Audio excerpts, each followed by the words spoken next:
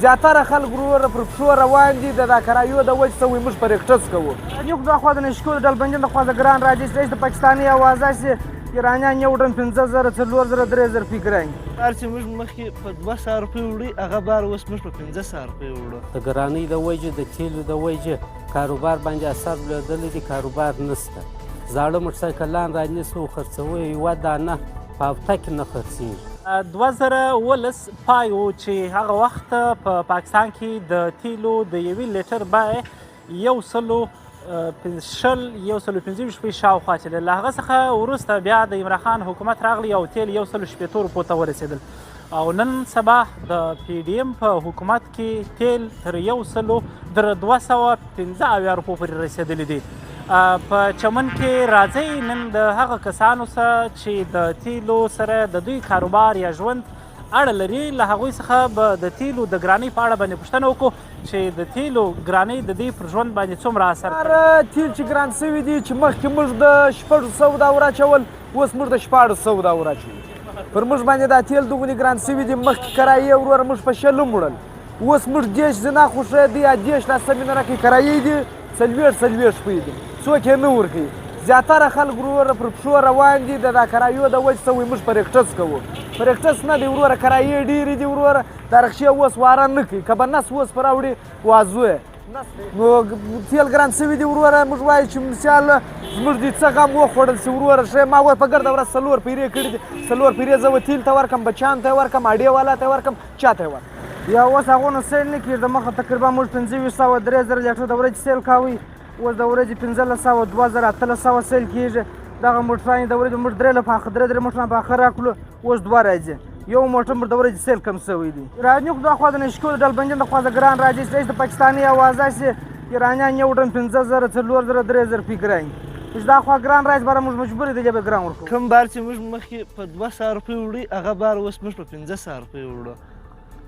لیټر چې دی په 200 روپۍ یو لیټر شو خو چې کله څه رقم خوارۍ موږ ښه دغه رقم خاص اوس خلک بارونه خلک یو په سکوټران او یو په د کوره څه ګاډي راجې کړي خپله ګاډي کې سامانونه وړي زموږ پر کاروبار باندې چې کومه ګراني لګېدلې ده خلک ټول موټرسایکلان راولي خرڅوي د ګرانۍ د وجې د تیلو د وجې کاروبار باندې اثر لیدلی دی کاروبار نشته زاړه موټرسایکلان رانیسو خرڅوو یوه دانه په هفته کې نه خرڅېږي د تیلو د ګرانۍ د لاسه کاروبار ټپ ولاړ زموږ پر کار باندې وروره ډېر اثر لیدلی دی نوي سکوټران خو تقریبا اوس 15 زره په هر سکوټر یار ګران شوی دی بیا تیل پسې ګران دي وروره د تیل د ګرانۍ د وجې څخه زموږ کاروبار ټپ ولاړ دی پخوا چې به په میاشت کې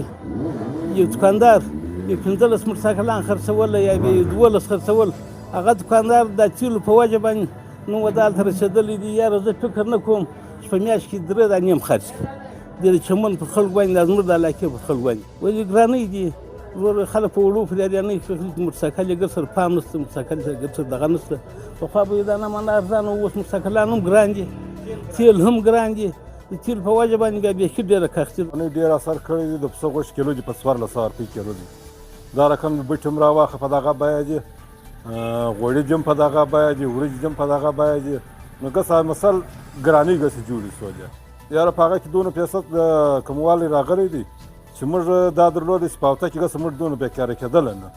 چې اوس د ګرانۍ څه ګسه په هفته کې نه په میاشته کې موږ بیکاره نه شي چې کاروبار نشته وایي موږ یې چانټۍ د مخکې په 800 وړله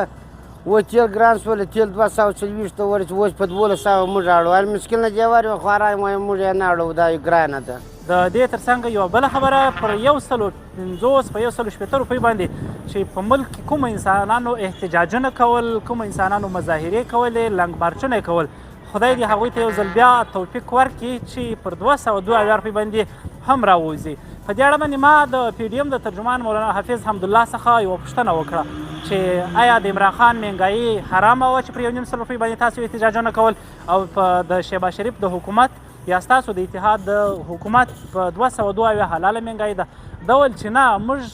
یوازې دا نه چې حرامه یا حلاله مهنګایي ده بلکې لکه څومره چې عام سړی په تکلیف دی د ده په وینا هغه وخت چې ده راته وویله چې موږ هم دومره دي په تکلیف یو. نو خدای دې وکړي چې